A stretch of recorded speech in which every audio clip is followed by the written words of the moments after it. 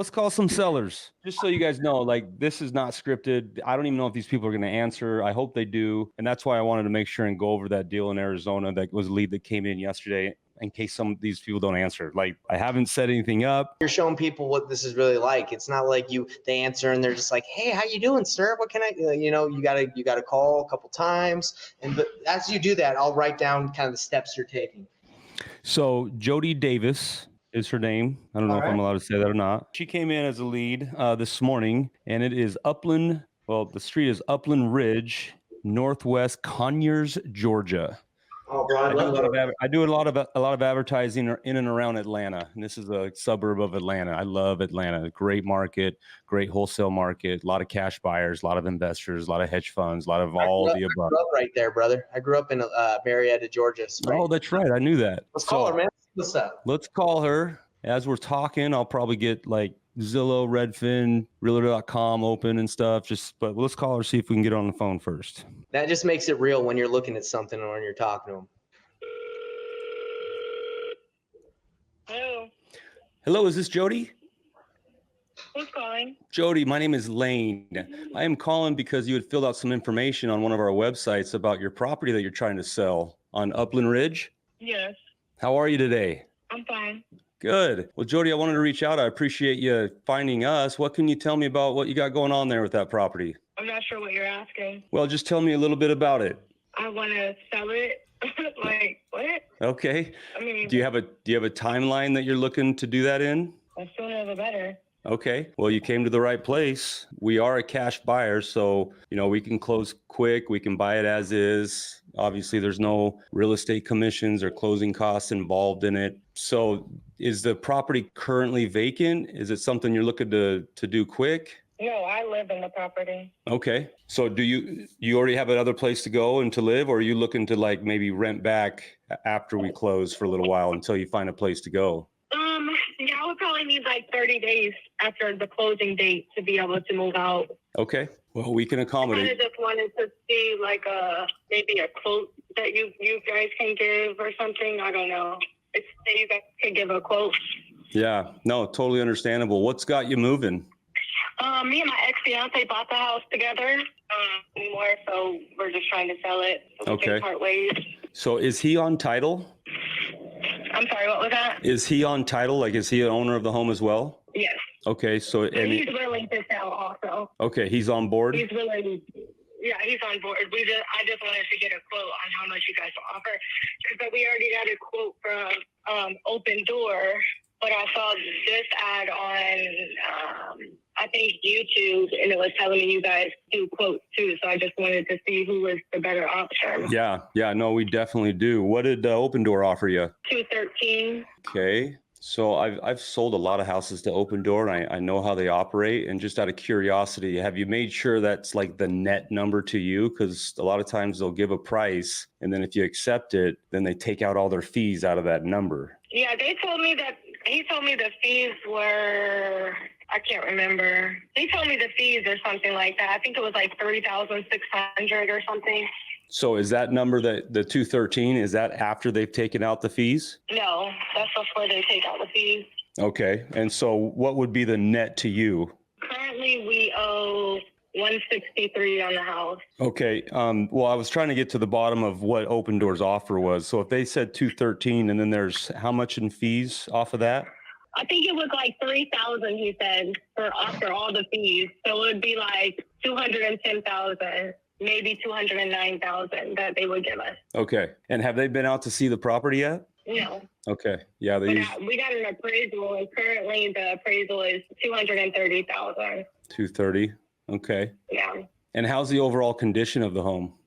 Everything's fine with it. The only thing is that storm that just happened, that tornado that touched down over by us. There's a portion of the roof that the shingles came off of. So I tried to get it covered by the insurance. They said it was like $4,000 to fix it, but that's like as much as my deductible. So they just, I'm just going to have to fix it. So it's about $4,000. Well, I'll be honest with you. That's a pretty dang good offer if that's what they're willing to do cash. just be aware that, like I said, I've sold a lot of houses to the iBuyers, and they'll give you a price, they'll send you an agreement, you sign the agreement, and then they come out and do their inspection or their walkthrough, and then they hit you again for a price reduction for repairs. We always pride ourselves in, when we go to contract, we do everything possible. We're not going to ask for a price reduction, and so I would just be aware of that, and just make sure you look out for that. Because it sounds like, to me, that's a very good offer. I mean, I wouldn't be able to get to that number of 210. I might be able to get close to 200. And that would, like I said, if once I get my guy over there to walk it and take the pictures and everything, and if it's, put together like we're talking about, I think that I could probably get close to 200. Okay, that's okay though. Thank you. Okay. Hey, I really appreciate you reaching out. Have you ever explored other options?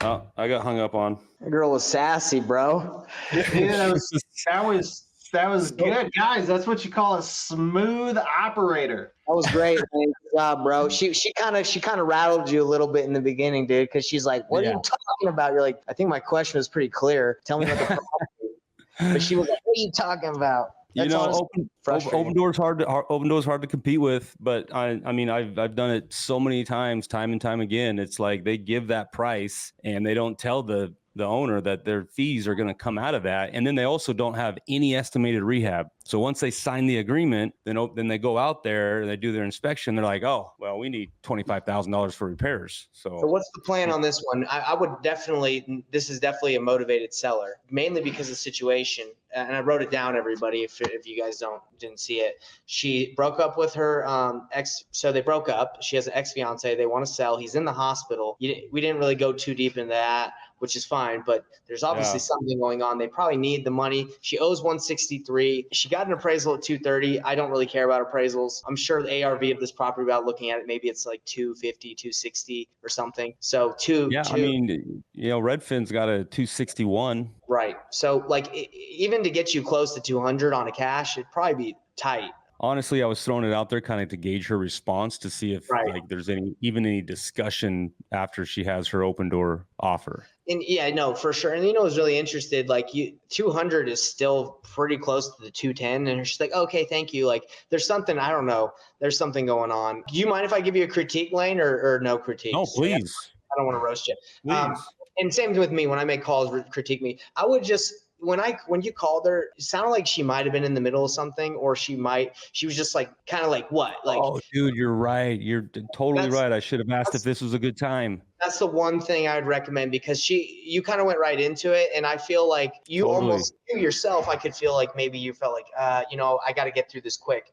With that one question, hey, did I catch you at a bad time, or do you have 5-10 minutes to talk? You would have felt a lot more comfortable to talk it through. Good feedback for sure. Yeah, for sure. That's the only thing. A couple things I want to touch on as far as positives, though, guys. And again, like a testament to been doing this for a minute, right, guys? When in the beginning, right, she was kind of a little bit of a aggressive tone, right? She sounded like she didn't really want to be on the phone, or she sounded like she was about to hang up any second, right? One wrong word. Yeah. If you guys noticed, he just kept moving the conversation forward, right? Naturally. And you know what happened? And this is what happens with so many sellers, right? It might start off rough, but when you keep just kind of moving the ball forward, it smooths out, they get in the groove of it, and then it turned into a perfectly fine conversation, right? And you just had to work through that little bit of that upfront barrier, that smoke screen that they put up initially, right? So kind of keep moving through that process, kind of no matter how their tone is in the beginning. And then the other thing that I love that you did, like pro move. Guys, the other offer, right? She's like, "Oh, open door 213." Guys, this is so great. You weren't like, "Oh man, they're lying, this, that." No, pushed her to, like, that's a great offer. You should take that. Like, absolutely, hands up. Guys, whenever there's and especially because the thing is, you know how the process goes. Even if you're like, "Oh, wait, but that's not a real offer, blah, blah, blah." And you kind of gave her a little bit of a heads up, which is good. Like, "Oh, hey, just keep an eye out for these things." But when you're like, "Yeah, that's a really good offer, you should move forward with that." The thing is, you're perfectly setting yourself up for when she does move forward with them and then they walk it, they're like, yeah, we need to be 30 grand less. She's going to feel disgusted with that company and feel like, they wronged her. And then that's when she's like, hey, you know what, Lane, I had a really good conversation with Lane. I don't know what price exactly he's going to be at, but he was nice. I liked him. I trusted him. I'm going to have a conversation with Lane. Either I'm going to call him back, or when he sends me a follow-up text, call, or whatever, I'm going to continue that conversation. Now, the funny thing is, even if you're at the same price or lower, she would rather do the deal with you than with the other guys that misled her and kind of made her feel this really bad experience. And that's where people love it when they feel you're genuine. Yeah, 100%. So yeah, I just wanted to throw that out there. That was good. That was a really great conversation. Lane, actually, do you want to give any feedback, or not? Like, what did you learn? I got someone from the Venom he listened. Do you have anything that you learned? No, I'm a punching bag. Give it to me. I thought you did good. You handled it very well. I like the range offer that you put on there. I would have kind of pressed a little bit different myself is, hey, okay, great. When she mentioned the 163, hey, what if you can walk away with $20, $30, or $40,000 in your account within the next 14 to 21 days? I know we were a little close on that gap, but I thought that you got a lot of good information. You handled it very well. You pushed right through her objections. I think she will be, she's still looking, so I don't think that it's a dead deal. I think there's still at the end when she hung up on me, when I asked her, have you explored any other options? That's how I can roll into creative or novation.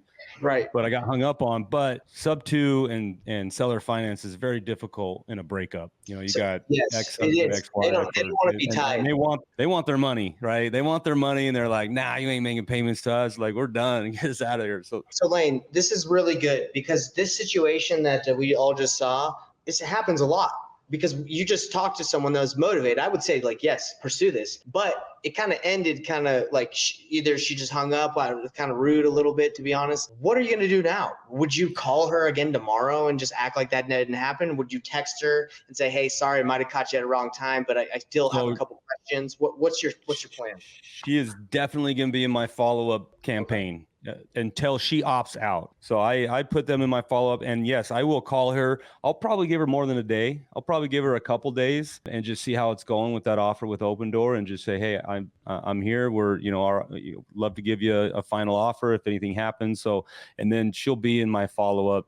She'll constantly be getting text messages and emails from us until she opts out. That's definitely not turning into a dead lead. Okay. That is a very motivated seller right there. Yes, it is.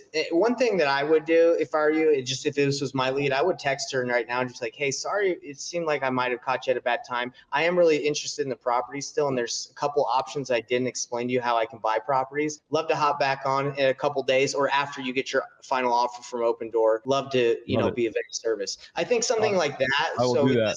Yeah, because I think if you don't really engage or get back with her until later, I don't know. I just would just touch on that and just be like, hey, I'm here. So awesome. Yeah. Ready man. Next one? Yeah, Lane, and I hope you're cool. I appreciate you just this feedback. I'm the same way, bro. Calls. I love it. You guys are gonna have a lot for me just because there's so much to remember, guys. I'm telling you. That's why it's such a skill set. Like, a lot of people think when they get into this game, they can just hop on and they're closing deals. It's like, guys, it's taken years for Lane and me and Nathan to master the skill and even it's a daily thing.